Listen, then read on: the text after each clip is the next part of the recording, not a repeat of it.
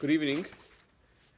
This week is Parshas B'Shalach, and the title of our class tonight is Wet Behind the Ears, Balancing Enthusiasm with Maturity. Balancing enthusiasm with maturity. And the basis for this class is the narrative of Kriyas Yamsuf, of the splitting of the sea.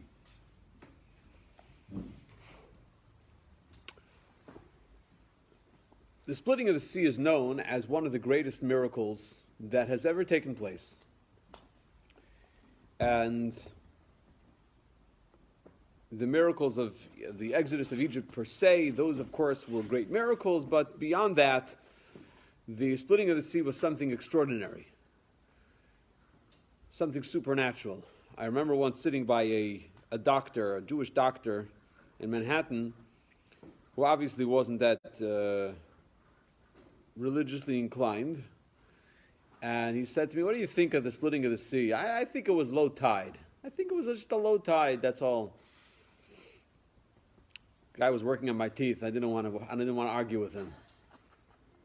So, okay, low tide, let it be low tide. But the fact of the matter is that such a miracle, in fact, according to our sources, according to the rabbinic sources, was an incredible miracle. The whole idea that something that's covered becomes revealed, and that which is revealed becomes covered, or at least that which is normally covered. That which is normally covered, meaning the sea, or that which the sea represents, namely the Alma de Iskasia, the world that's covered above. In other words, there's a spiritual dimension to reality that's usually something that we are not aware of, we cannot apprehend. At the time of the splitting of the sea, this was something people were able to see. You were able to appreciate that inner dimension, that spiritual dimension that we're normally not privy to. So this was a great miracle. Now there's a very puzzling story that the Talmud in Tractate Sota relates, and it appears over here in text number 1. Rabbi Meir said, when the Israelites stood by the sea, the tribes argued with one another, each wishing to descend into the sea first. The tribe of Binyamin took the initiative and descended first into the sea, as it is stated, there is little Binyamin, their ruler. Read not Rodem, which means ruler, their ruler, but Reit Yam means that he descended into the sea. This is a typical example of where the language of the verses, you see, historically, the way the concept is explained in the Torah is that the Torah is a blueprint of creation. As the blueprint of creation, it's going to contain information about creation. It's going to contain information about the world. And so it comes as no surprise that words in the Tehillim will allude, or words in the Torah will allude to things that will happen later, or things that happened earlier. Because it's like the DNA, it's like the code. The code for a program, the code for a website, the code, you make a change in the code, automatically it's reflected. Make a change in the back end, it's automatically reflected in the front end. And the same thing goes, at least conceptually, with the Torah and the world. The Torah is like the back end, the code for the creation. So the verse here is alluding to this idea that Binyamin actually went in first. Thereupon the princes of Yehuda hurled stones at them. As it is stated, the princes of Yehuda, their council, rigmasam. Rigmasam, the word can also be translated as stone them. For that reason, the righteous Binyamin was worthy to become the host of the all-powerful. As it is said, God dwells between his shoulders. Rabbi Yehuda said to Rabbi Meir, that is not what happened. But each tribe was unwilling to be the first to enter the sea. Then sprang forward Nachshon, the son of Aminadab. Now, I just want to say before continuing that perhaps this segment of the Talmud actually sums up the entirety of the Jewish approach to debate and to discussion and to communication altogether. Here we have two sages arguing about an argument. What were they arguing about? You have two sages arguing about an argument. You have two Jews. How many opinions do you have? 3. Or a few more. So this is very strange. The whole narrative here, the whole story is very strange. What does this mean? Binyamin wanted to go in, so Yehuda didn't want to let them go in. They wanted to go in first. Yehuda wanted to go in before Binyamin, and they started throwing stones at them. Really? You throw stones because you want to go in first? What does this all mean? It's so bizarre, especially based on the fact that we know that the 12 tribes each had their own path to enter the sea. They could have all gone in at the same time. Didn't have to be this way. What is this all about? This is not a medrash. It's a Gemara, but it's called Agadata, and Agadata is Agadata. There are certain rules that govern Agadata. Certain rules, just like you have rules that govern the halachic part of the Torah, you have rules that govern the Agadata of the Torah. Some people are under the impression that the Agadata, the homilies of the Torah, are mere legends that are meant to be cute ideas that were just introduced as part of the lesson, to try, kind of draw people's attention. So they'll tell them a fairy tale in order to draw them into the lesson. But that's not the real correct approach to it. The correct approach to it is that sometimes the Medrash is not meant at face value, but contains great depths. Otherwise, why would they record it? Very often the Medrash was a way of communicating ideas so that others would not understand what's being communicated, and only those who were ready to hear what the message was, they would be the ones to understand it. Sometimes it was because of government intervention. They didn't want government officials to know what they were talking about. Sometimes it was because there were certain elements of Jewish mysticism that they were conveying through the Medrash. But one thing is clear, the Medrash contains some of the deepest aspects of the Torah. In fact, the Medrash, or the Chazal say in the Gemara, I don't remember where it is, but if you want to know the creator of the world, study Agada. And Alter Rebbe in the Tanya writes that Roiv Seidus HaTorah, which means the majority of the secrets of the Torah, Gnuzin Bar, are actually embedded and hidden and concealed within the Agadata. So within these types of stories, we have great messages. We have very important messages. So Rashi here. One really stupid question. Only stupid questions. Since I missed the beginning because of a little boy that I was helping. Is this when they left Egypt? They left Egypt. They left Egypt, and they're going into the sea. And they're going into the sea. They're going right into the sea, from the frying pan into the fire. Now Rashi here in text number 2 tells us, what does this mean? Sari Yehuda G'masam. This is Rashi on the verse that's quoted by the Talmud. The princes of Yehuda were jealous of the tribe of Binyamin, and so they threw stones. So at face value, this is very bizarre. It sounds like there are a bunch of little school children fighting for who's going to be first. In text number 3, what reward did the tribe of Yehuda receive? They merited kingship over the other tribes. As it is stated, the princes of Yehuda, their council, Rigmasam. The word Rigmasam is associated with royalty. As it is stated, then Belshazzar ordered, and they attired Daniel with purple and the golden chain on his neck, and they announced about him that he should rule over a third of the kingdom. Now, this last idea that's mentioned here by the Brisa, cited by the Tosfos that we're about to learn soon, the anecdote over here about Daniel is a reference to the time when the Jews were exiled from Israel. They were exiled into Babylonia under Nebuchadnezzar. And soon Daniel was one of the greatest minds that the Jewish people had at the time. In fact, the Talmud refers to him as Daniel Ish Chamudos. Daniel, a man of great stature. I don't have a better word for it. But Chamudos means like you would say for a very young child, you say Chamudah. When I bring my little daughter here to shul, so some Israelis say, Chamudah, Chamudah.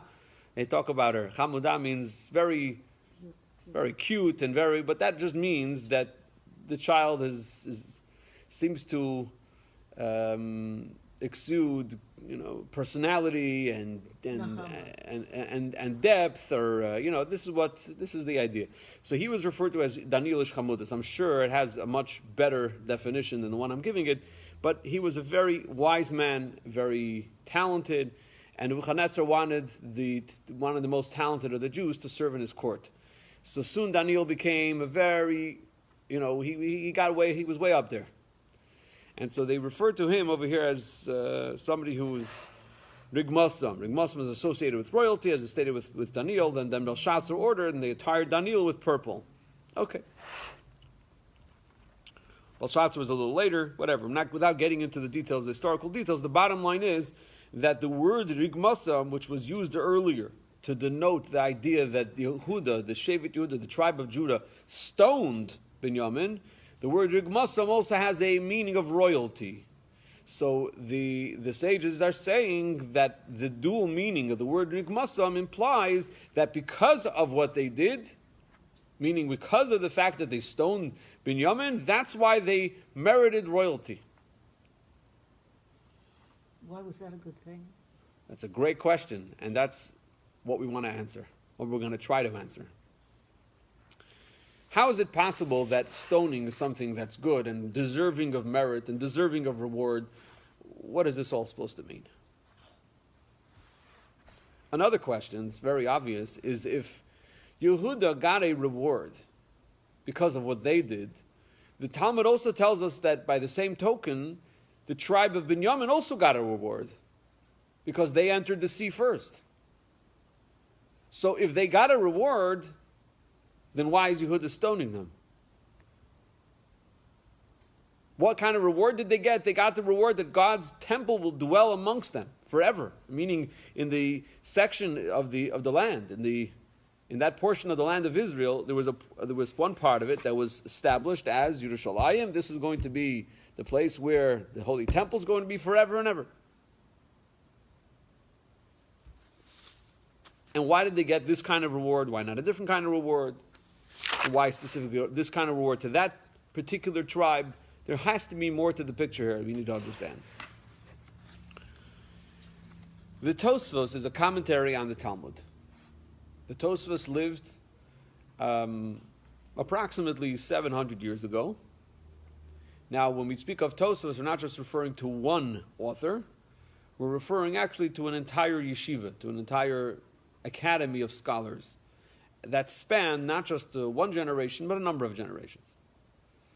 And there are, in fact, Tosfos that were written by different scholars in different places. There's Tosfos Chachmei Anglia, for example. There was English Tosafists.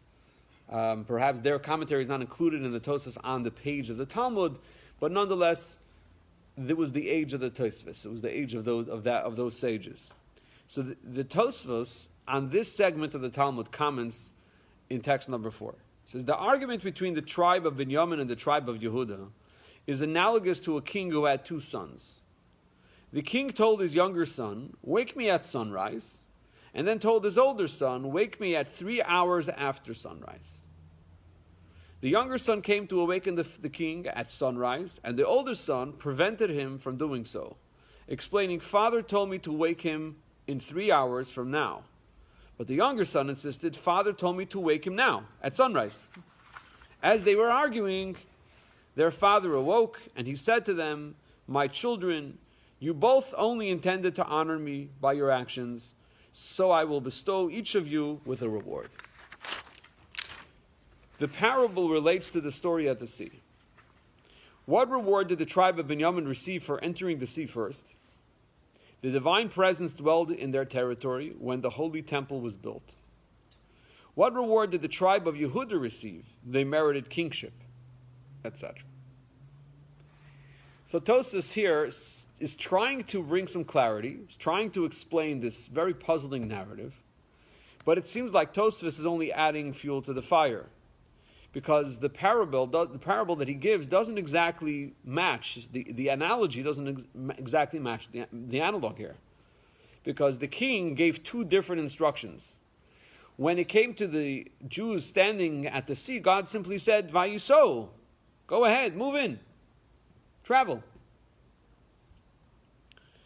And also, in the parable, why couldn't the sons just simply ask the father what he wanted?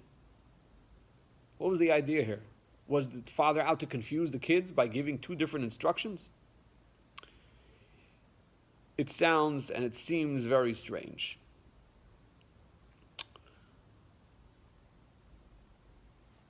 So here's the idea. It's based on a teaching right at the beginning of the Mishnayos. Just by the way, as a commercial break for a second, Rabbi Newbert will be beginning a brand new class on Mishnah. Mishnah is the body of Jewish law as it was first written down, I should say for the first time, way back to about 2,000 years ago. Rabbi Yehuda Hanassi, Rabbi Yehuda the prince, he was the greatest of the sages at the time, living in Israel, and he codified the oral tradition. All of Jewish law he codified in very succinct fashion.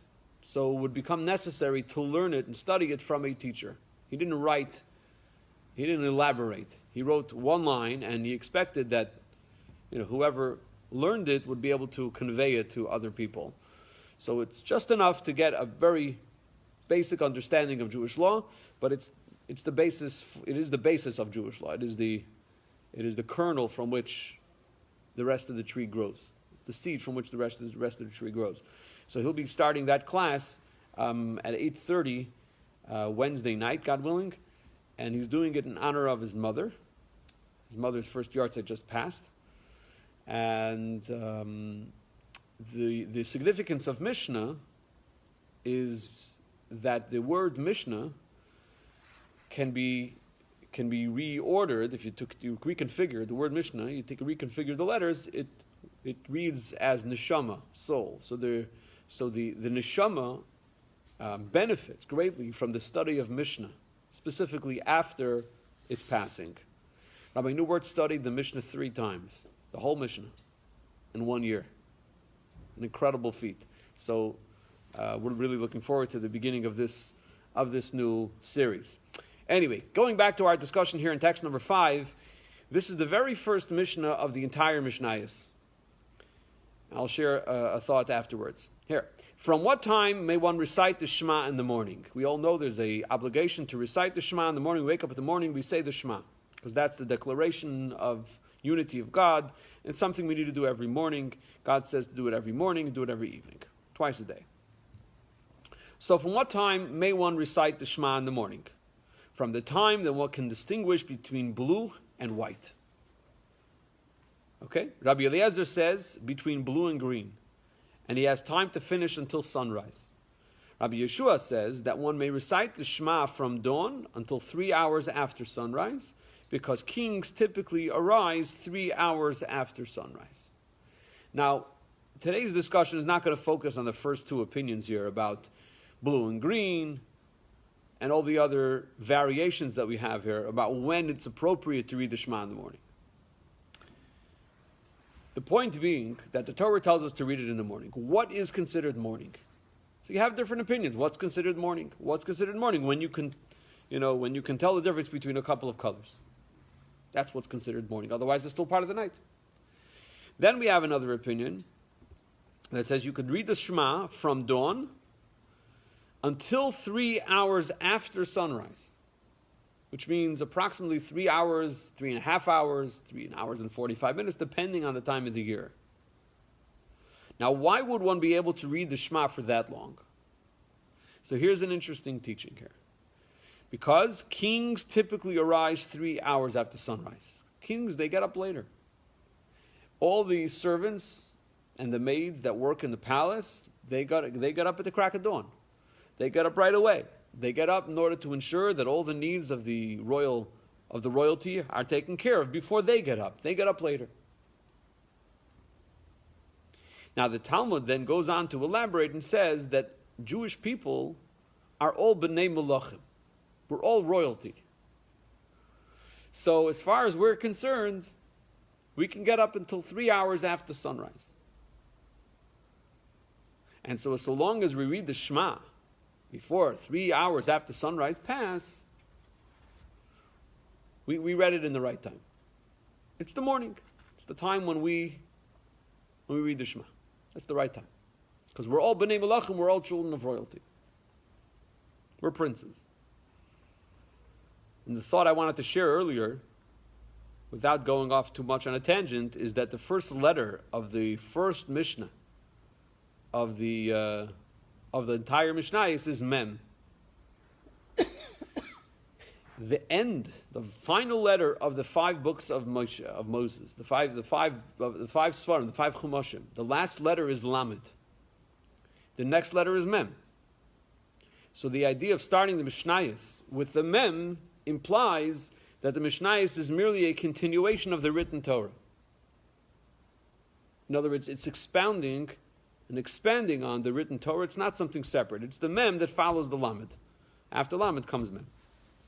Okay. And Lamed is 2. Lamed is 30. No, 2. It's T-O. Go towards something. Look. Ah, that's an interesting point also. The Lamed, yeah, that's a prefix that has to lead somewhere. Okay. So that's the idea here.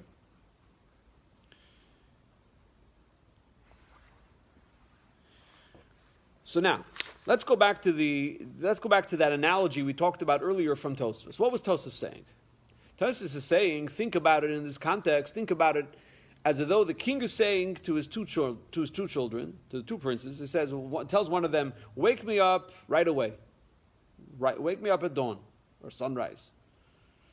And to the other son, he says, "No, wake me up much later, when kings are supposed to get up."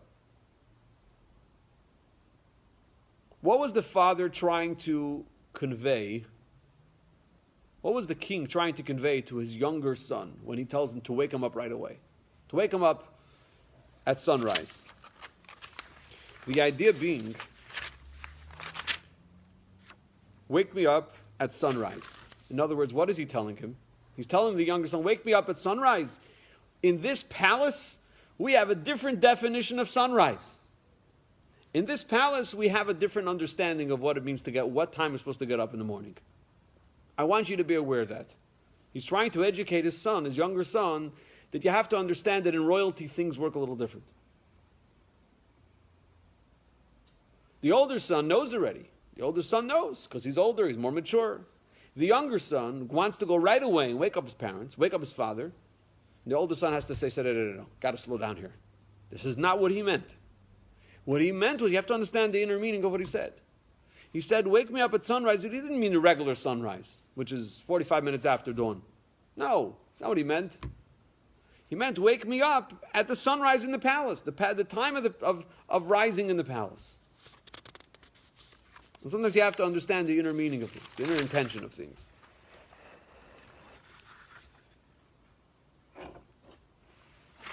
The father recognized that both of the children meant well. The older son obviously had the right idea, but his younger son also meant well and was really trying to fulfill what the father asked. He just simply wasn't matured yet. He hadn't matured yet. He hadn't been exposed enough to the thinking in the palace to be able to understand that there's a different modus operandi around here. We do things differently here. And so that's the idea, that sometimes you need to balance out the zeal that comes along with a young age, the alacrity that comes along with a young age, the willingness to go and do something and take on the world when you're young, with maturity, with some level of understanding and exposure to what really goes on, what really takes to do what you want to do, and channel all of that enthusiasm in the right direction. Sometimes the child is not yet aware of that. The child has the right level of enthusiasm, perhaps even more enthusiasm than is necessary, and it needs to be channeled. It needs to be matured a little bit.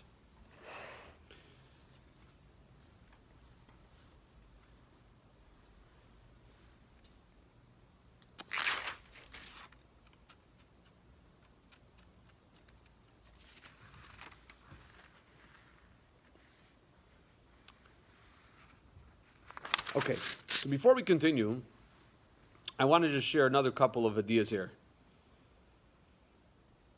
The splitting of the sea.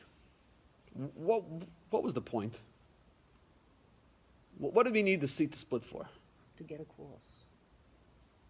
There's no bridges. There were no bridges to get across. Okay. So here's the deal. According to the vast majority of commentaries, they went in on the same side as they came out. They didn't actually cross the sea. They went in a semicircle.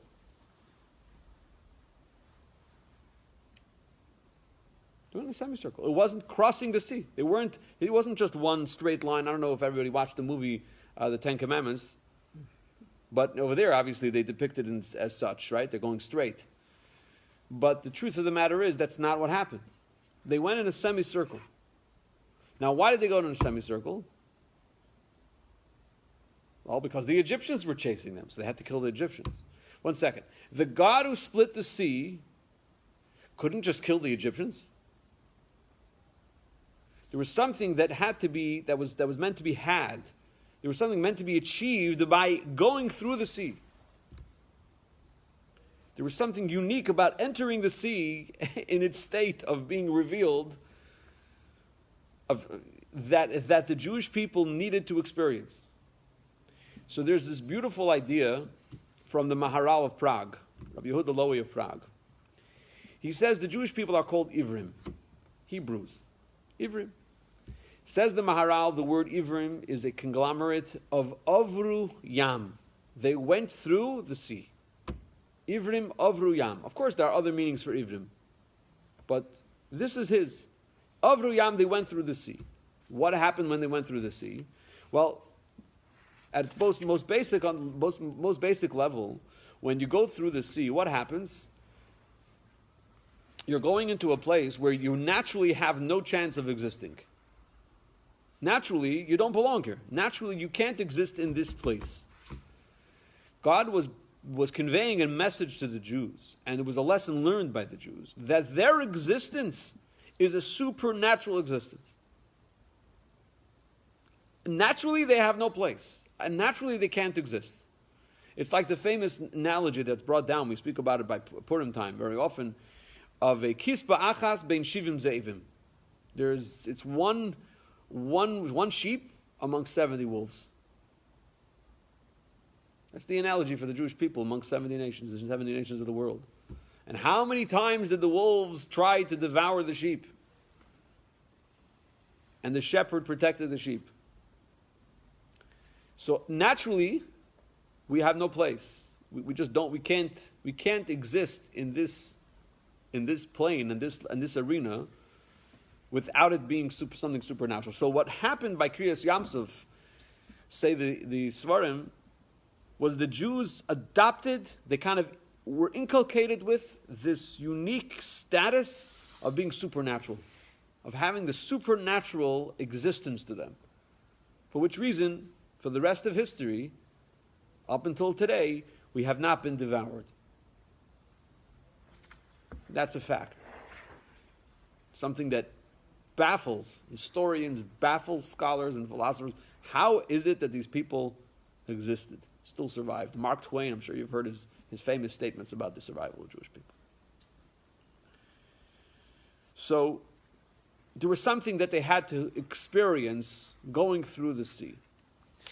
But on a deeper level, what else did they experience? They experienced a revelation of godliness that they didn't have before. They experienced a closeness to God that demonstrated that all of reality is simply a manifestation of godliness. They saw it. They saw it firsthand. And that's why prophecy was rampant. In other words, the Jews were experiencing prophecy at that time that some of the greatest prophets of all time didn't manage to experience. We're not privy to. What a maidservant, meaning a simple person, saw crossing the sea, even Ezekiel never saw. There was an experience. There was a spiritual experience here. So, in text number 6, we read reading here from the Rebbe, which also takes the idea of splitting of the sea and the spiritual experience into the personal,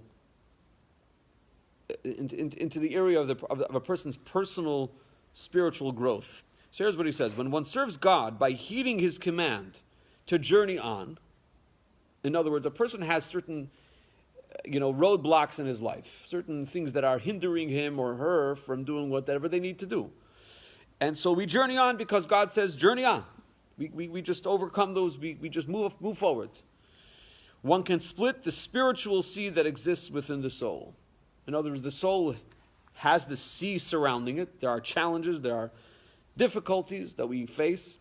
And if we just sum up that the inner fortitude and inner faith to just move forward. There's a sea, move forward. Vayiso, just move forward. Don't be impressed by the sea. We can split that spiritual sea. All Jews possess the desire to fulfill God's will. The farther one leaves his spiritual Egypt behind, and I'm just adding the word behind, the less involved one is with personal considerations, and the more devoted one is to God's will. At that point, the innermost desire of one's soul is revealed. The sea is now split. So the whole idea of the splitting of the sea is also, in addition to the fact that it happened historically, it is also a metaphor for the way we go about our personal service of God. We have our own inner sea. We have to split that. We have to get through it. We have to get past all those roadblocks, get past the seas, get past those things that conceal, that cover up. And so in this process of spiritual growth, there were two. Binyamin was very enthusiastic, a lot of alacrity, ready to jump in, but not necessarily did he have the maturity to understand when and how. He was missing it. Let me explain. In text number 7, we read a verse from the previous Parsha where God says, I will become glorified at the Sea of Reeds, meaning Yam Suf, through Pharaoh and his entire army. And the Egyptians shall know that I'm God. V'yodu Mitzrayim ki ani Hashem. Everybody's going to know that I'm God. In other words, the purpose of all of these things, the entire exodus from Egypt, was to reveal and to manifest and demonstrate, display, broadcast before all of humanity, God's here, and God's here to stay. We're done with Mitzrayim. We're done with Egypt. We're done with those restrictions and those concealments inherent in Mitzrayim. And so that was the purpose. The purpose was to demonstrate that God is ultimately the ultimate sovereign over the world. So what happens? We have this tribe of Binyamin that's ready to jump into the sea right away. There's a problem with that. The problem is that would actually have the reverse effect on Egypt, who are all standing watching what's going to happen. That we got them surrounded. They got us surrounded right in front of the sea. So it was either we had the desert, the sea, or the Egyptians. None of the options were good options. They're standing there waiting and watching. Let's see what's good. Let's see what they're going to do. What are they going to do now? So if you have a group of people that says, let's jump into the sea, but it's not exactly the right time to go into the sea. We haven't gotten the word from God that now that's when the splitting of the sea is going to take place. What's it going to look like? It's going to look like they went on a mass suicide mission. They went on a suicide mission. They're all committing suicide, all walking into the sea.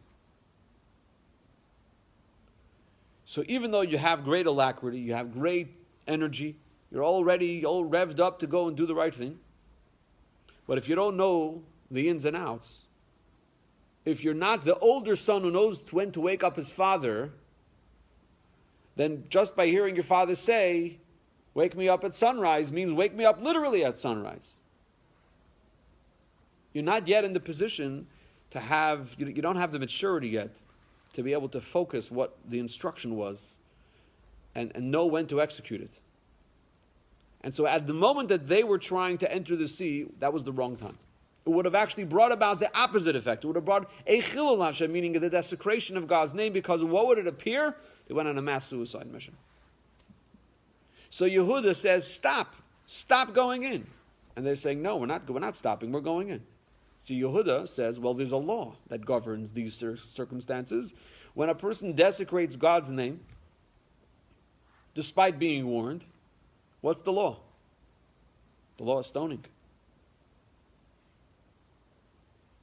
In other words, we're talking over here in front of everybody, in public. When there's a public display of a desecration of God's name, there are very serious consequences. So Yehuda starts to stone Binyamin. Now, it's important to emphasize that the way we're interpreting the motive of Yehuda is not the way we thought originally, that Yehuda was simply vying to get into the sea first. No, we don't want you in the sea first. We want to be in the sea first. What they were saying is, you guys are doing this way too quickly. Now's not the time. We're not ready for that yet. Now there's more to the picture. How does one know when it's serious? You need maturity. You need Yehuda. We know that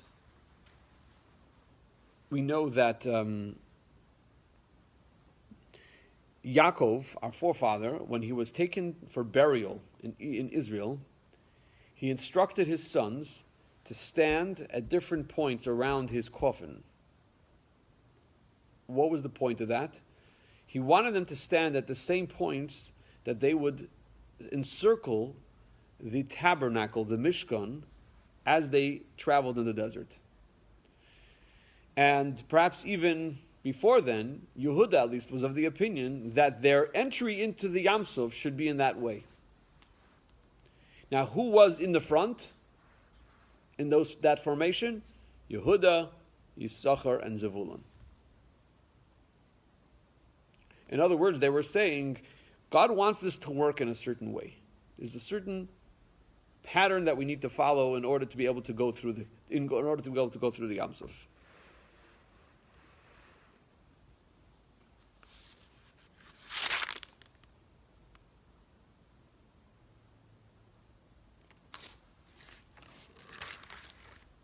And that would bring, in other words, if we followed that formula, that would bring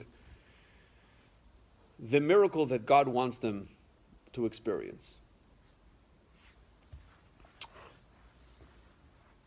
So, let's take this back. Let's take this back to our personal service of Hashem. We have the approach of Binyamin, we have the approach of Yehuda. The approach of Yehuda is one of maturity. He says to Binyamin, you're the young kid here. You need to be held back a little bit. You need to be held in check. Now, obviously, both of them had good intentions. Both of them merited great rewards.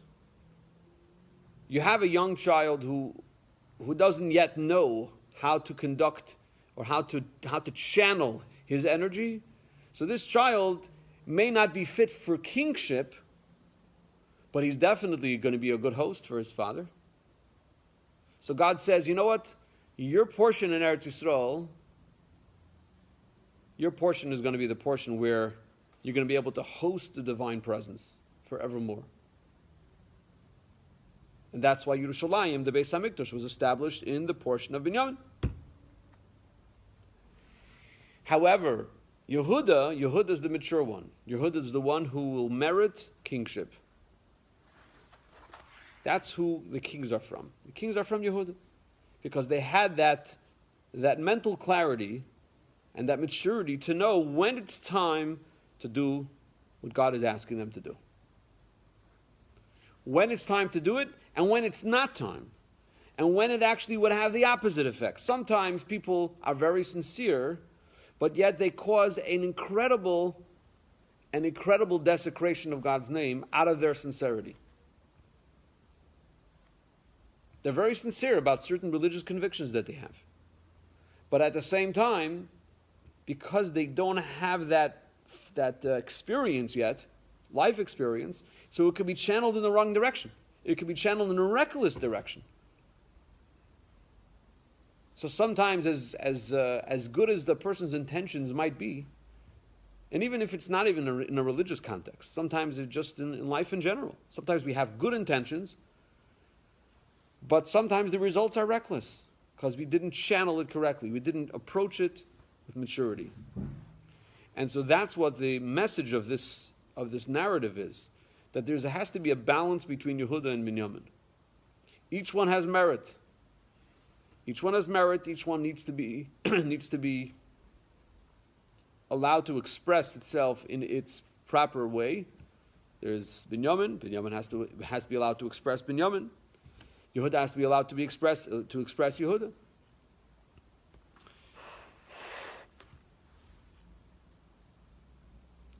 Now, there's an interesting statement in the Talmud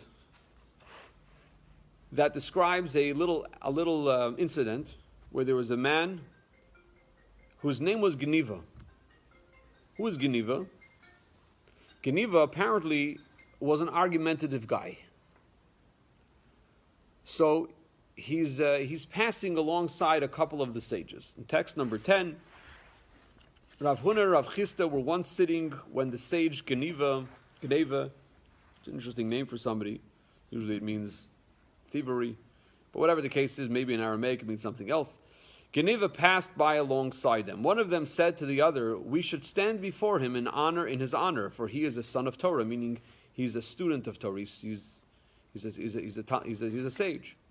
The other one said to him, "But should we stand before an argumentative person?" In the meantime, Geneva approached them and said to them, "Peace be upon you, kings. Peace be upon you, kings." They said to him, "From where do you know that the sages are called kings?" So he brings a proof from a verse that sages are called kings. He said to them, "As it is written with regard to the Torah in the book of Mishlei, through me kings rule." In other words, through the Torah, kings meaning is a reference to the sages rule. That was his interpretation of the verse in Mishlei, which is in the Tanakh. So the Torah here is telling us that the Torah scholars have some element over here of kingship. In other words, they're like Yehuda. They're meant to be like Yehuda. Yehuda is meant to be mature. Yehuda is meant to be mature in the sense that when Yehuda issues a ruling, when a responsible posek halacha, which means a responsible halachic decider, issues a ruling in halacha, it cannot be coming from a subjective and from a place that is personal, that is colored by his own experience. In other words, it's got to be an objective halachic work. It cannot be something that he's just responding, he's having a knee-jerk reaction. Because knee-jerk reactions don't work in halacha. In halacha, it's an objective truth. It is what the Torah wants from us in this circumstance. And so the sages are like Yehuda. They're meant to be like Yehuda. They're meant to be like the mature one, not the impetuous one, the Binyamin, who maybe has good intentions but is not yet mature. A sage of Torah is meant to be somebody who has this sense of royalty, meaning the sense of responsibility for leadership. They know what they're doing. They know that there are implications. They know that there are consequences to what they say, and they take all of that into consideration before the Yeshua ruling. And so in text number 11, God's words are the halachic rulings. When a sage speaks of Torah, words of Torah, he's literally expressing the word of God. That is why the Torah is described as royalty, because the sage is utterly effaced before the word of God and his will and wisdom. That's the way it's supposed to be, ideally. Obviously, you'll have some people who are not like this, but This is the ideal way it's supposed to be. So to the extent that the sage negates his own ego entirely, then the words of the king reign, that's a quote, and the sage expresses the king's means God's decrees. He is then empowered to hand down a halachic ruling that if Reuven claims such and such, the ruling is such and such. So now, this obviously requires more explanation. I don't think we're going to have enough time to talk all about this tonight. The idea that a sage is a link in the chain and is another extension, another connector in the conduit of halacha, the conduit of transmitting God's word. Because the question is always asked, you got to make up your mind. Is it something that God said, or it's the sages made it up? Like, how does this all work? So just in short, the way it works is, there are 2 points. There are 2 points that I think are important to mention, because this is, in this context, it's an important question. I've shared this a number of times before. You may have heard it before. I'll share it again. If you attend a lecture and you take notes, you walk out of the lecture hall and another student sees you and meets you and says, "Tell me, you went to the lecture?" "Yeah, I went to the lecture." "You have notes from the lecture?" "Sure, here are the notes." They start reading the notes. They don't understand one word. It's written in shorthand. It's written in all kinds of, remuzim, allusions. It's hard for them to get what it's saying. They don't understand what the speaker, what the teacher meant to say. What do they need? They need the oral transmission of the lecture. They need to hear from you what the lecturer said, and then they'll begin to understand what those notes are all about. In a similar way, the written Torah is like the notes to the lecture. The 5 books of Moses, the Chumash, it's the notes to the lecture, meaning it's written in shorthand, it's written succinctly, and if you just read it, it's obvious, becomes obvious after just a basic perusal of the Torah, that the information contained there is not enough to know what he wants. Take any mitzvah that you want there. Take a mitzvah, for example, of putting on tefillin. Wearing tefillin. It says, wear this, put this on your head and your arm. Between your eyes. Have you ever seen anybody wearing tefillin between their eyes? No. Tefillin is not worn between your eyes. It's worn on your head, above your forehead, between your eyes. How do I know that? From the oral tradition. Any mitzvah. Shabbos. How do we know how to observe Shabbos? I only know it from the oral tradition. Of course, the Torah says, don't burn a fire, don't kindle a fire on Shabbos. We know that, that's biblical, of course. But how do I know everything else about Shabbos? It's all through the oral tradition. Every other mitzvah is the same. We don't know the definition of the mitzvah without the oral tradition, because the written Torah is like the notes to the lecture. So the oral tradition is an extremely important part of practicing Torah, of understanding Torah, of getting what the Torah wants of us to do.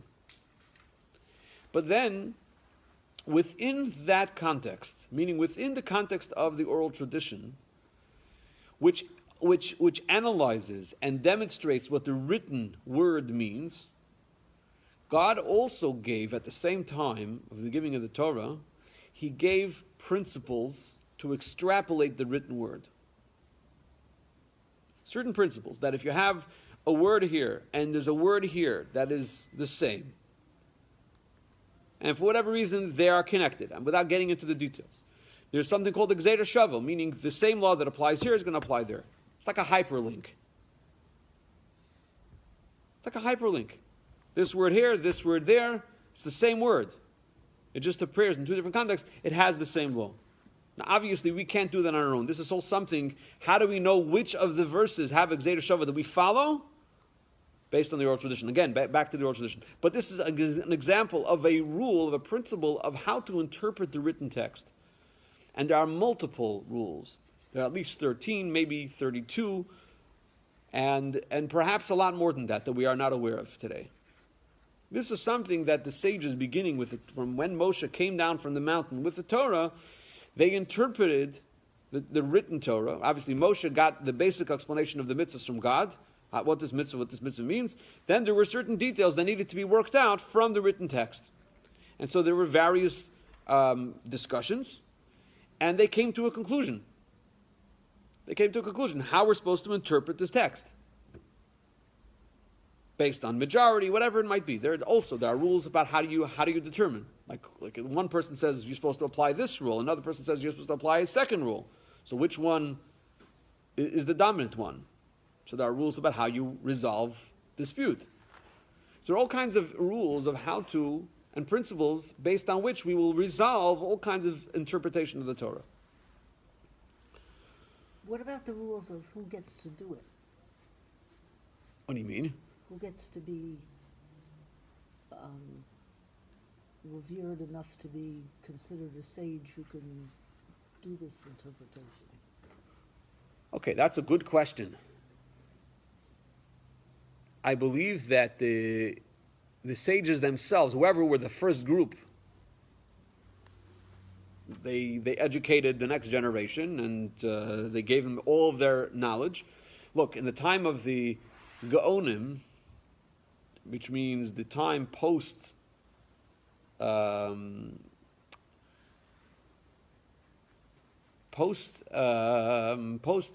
exile, that in other words, after the Second Commonwealth, after the Second Temple was destroyed, so let's say the beginning of the Talmud was written about 400 years after the destruction, and then a few hundred years after that they had a period called the Age of the Gaonim. A Gaon is a great genius. That's what it means. Gaon, but then they say the Gaon is... Is there a Gaon of Prague or something? Gaon of Vilna. Of Vilna. The Gaon of Vilna. But the word Gaon has the numerical value of 60, which was an allusion to the fact that this sage knew all 60 tractates. So he was considered a Gaon. So for somebody to be, a sage of that caliber, to be able to make determinations, there was something called smicha. Smicha is ordination. But smicha today is not the same. Today, ordination is a whole different ballgame today, because ordination is a direct line from Moses. In other words, Moshe ordains, 70 elders, and then they ordained more people. So there was a chain, there was an unbroken chain up until the destruction, after the destruction of the Second Temple. And then there were some great sages in the 1500s who wanted to reinstate smicha. They wanted to reinstate, after the expulsion from Spain, they wanted to reinstate the smicha for various purposes in order to absolve some of the Jews who were Moranos, conversos, etc. Without getting caught up in it, we had a JLI course about this a couple years ago. Fascinating course. Great debates in Jewish history. One of those lessons was all about that. If you're interested, I have the audio for it. Anyway, so going back to the point here. The point here is that when sages convey the word of God, in other words, when they study the Torah and they analyze it and they issue a ruling, the idea is that their ruling is transparent. It's not them who's talking. It's not them. They're not their personal prejudices don't leave their mark on the ruling. It's got to be objective. It has to be transparent to what God wants. That's a level of maturity that is characteristic of Yehuda. That's Yehuda. That's the way Yehuda conducted themselves. So I understand you have certain feelings. I understand you have a zeal. You want to go into this. You want to jump right into the sea. But right now is not the right time for it. You need to be channeled in the right direction. And so perhaps the idea that we can learn from all of this is that when God says to the Jews, "Vayiso," I want you to travel, just continue traveling forth. Now, in that context, in the time of the Exodus, "Vayiso" meant go right into the sea. Go right into the sea. But in our personal service of Hashem, what does God want us to do? "Vayiso," travel. We have to move away from the judgmentalism or the prejudices or the axe to grind that we have when it comes to any specific issue. We have to try to become more leadership oriented in the sense and follow Yehuda's lead, meaning the decisions we make need to be based on objective truths. We have to be, we have to move away from our own personal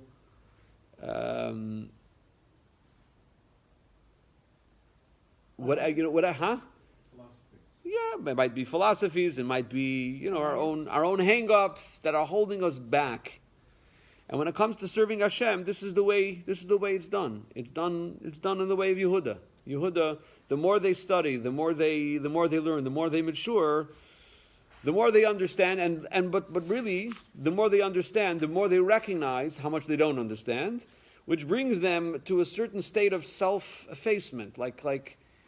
I'll tell you, I know a particular professor who, for the entire time that I have known him, was always very pompous.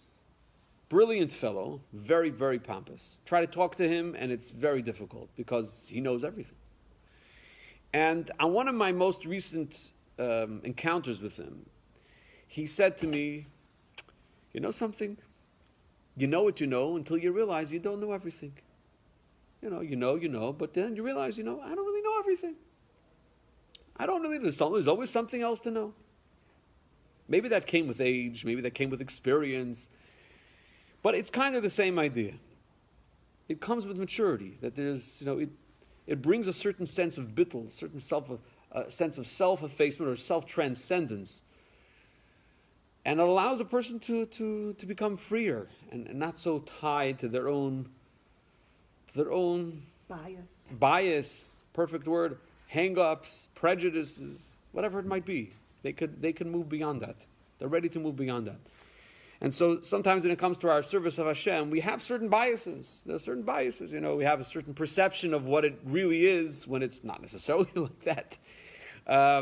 We had our experiences in Hebrew school or in Cheder that, how many people left Yiddishkeit because they went through Cheder, and I'm talking about the older generation, and the Melamed, the teacher, would hit them. And so that's their perception of Judaism. How many people have experienced Yiddishkeit and have had a negative experience with a religious person or with religion, period, and that is holding them back. It's their own personal sea. God is saying, Vayiso, I want you to travel forth. I want you to move beyond that. It's now time to cross the sea. I want you to go through the sea. It's time to get through the sea. And that's the message of the Parsha. So thank you for joining us, everybody. We'll see you, God willing, next week. Very nicely summed up.